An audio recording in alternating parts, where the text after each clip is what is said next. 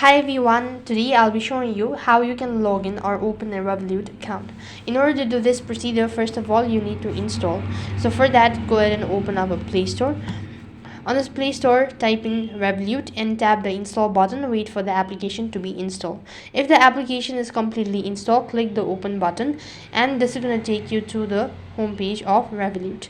Now you can either begin with creating your account, but if you already have an account, then you can simply go ahead and tap the login button and log in into your account. In my case, if you already have an account, then tap the login button from the bottom and here go ahead and type in your phone number associated or registered to your a Revolut account. Click the continue button. On the other interface, it's going to ask you to confirm your phone number, so click the confirm button, enter in the password associated with it and tap the next button.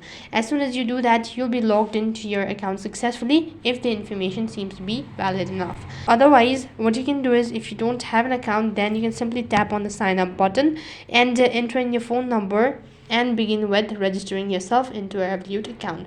So in this way you can log in or open up a Revolut account. That is all for this video. I hope the video was helpful. Make sure to like, share and subscribe to our channel. Thank you for watching. See you in the next video.